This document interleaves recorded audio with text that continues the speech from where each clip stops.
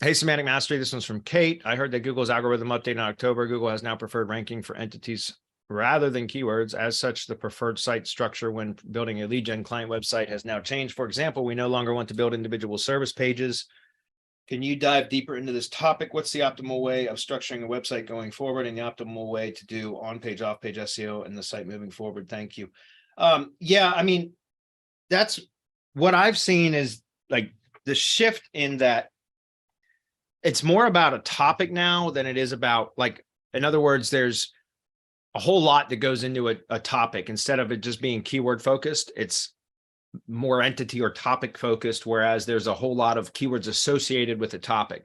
And so that's why I'm saying you can see a lot of cannibalization occurring. And that's what I'm seeing and have been for months now. And so, it's trying to resolve that has been a bit challenging. I've been testing a lot, trying different configurations for lead gen assets and things like that. I don't have a best strategy yet. That's what I'm doing in the mornings on Twitch is testing. I'm doing a lot of testing.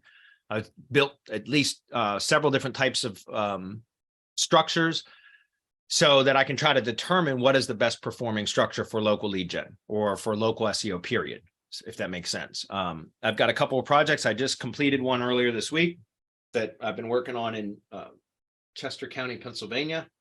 And actually this morning I was supposed to get the local pages deployed. And by the way, some of you that were there this morning, I did get those deployed from Yaks today, but it's not on a custom domain like I want it. So I'm going to have to, I know in Yaks you can add domains now. Anyways, tomorrow morning I'm going to play with that, trying to add a custom domain into Yaks and then deploying the site to there instead of an S3 bucket.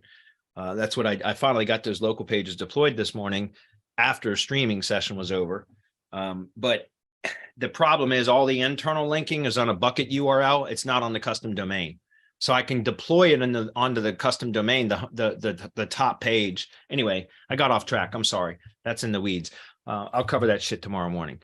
So anyways, to get back to the structure and everything else, I would encourage you, like, check out my Twitch channel in the morning. Or I mean, you don't have to watch it in the morning, but you can go watch some of the videos and you can see some of the testing that I've been doing there. When I have a better idea of the best performing structure, then I'll be teaching about that. Right now, I'm still testing. I've got some structures that I know that work really well, and that I've already proven work really well, but I'm testing some other ones to see, so I don't really have a good answer for that just yet. The main thing that I would caution against is that you try not to have competing pages on the site. It's gotten a lot trickier. It was easier when we could optimize for just keywords. Like, in other words, it can cause problems trying to create supporting content right now, because you can end up having cannibalization issues occur. So it's a bit challenging right now. And that's why, like I said, in the past, I would have separate service pages for, tree service, tree removal, tree trimming, stump grinding, etc. But all of those keywords are synonymous with the tree service topic, right? And so you can literally cause cannibalization issues if you got one page on the site optimized for tree removal and one optimized for tree pruning or tree trimming, because even though they seem to be similar, very different services, they're not. They're synonymous with tree care or tree service, etc. So, like I said, typically, or in the past, I would have separate pages for all of that, but now I'm just kind of combining them into one page and using jump links, and so like table of contents plugin or jump links or whatever. So, and again, I've got live sites that I'm demonstrating this on and building and testing with in the mornings on Twitch. So I encourage you, just come check it out over there. I've got some pretty good results from some of the tests that I've got going on too. Once I figure out what I feel is the best kind of performing structure, then I'm going to just scale the shit out of that. And I mean that because what I'm going to do is develop an SOP around that for my own business. And then it'll be available to our mastermind members as well. And that'll include like full SOPs with the template, the site template, everything. So.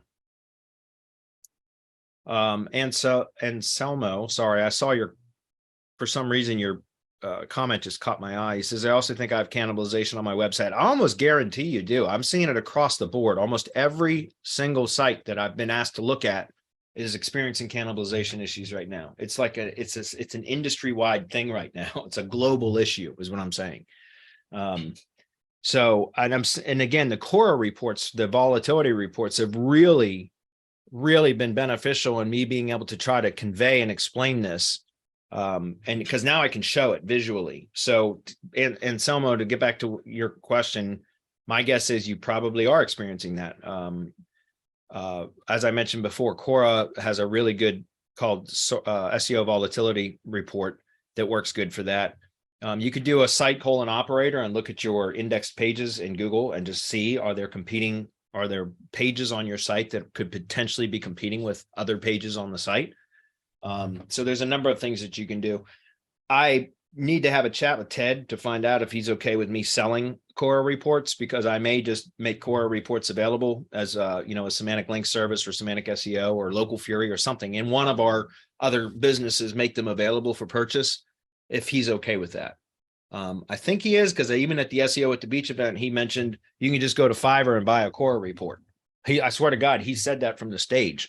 Like, if you don't want to subscribe, go to Fiverr and get a Cora report.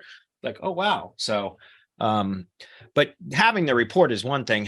Interpreting the report is something entirely different. So getting the report, if you understand how to interpret it, fine. I'm still not fully competent on interpreting those reports.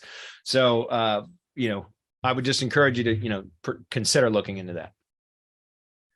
Chris, what's up, buddy? He says Clint Butler does it. Yeah, there you go. Well, go buy one from Clint then, because he understands it a hell of a lot more than I do. I'm just dipping my toes into the Cora water, so to speak. So I'm just getting started with it. I'm really impressed with it, though. I mean, it was an impressive tool 3-4 years ago, but it wasn't really what I needed then. Now I can see it being absolutely critical, important. So anyway. Yeah, if Clint's got somewhere people can purchase that, send him to Clint, because he definitely knows what he's talking about for sure.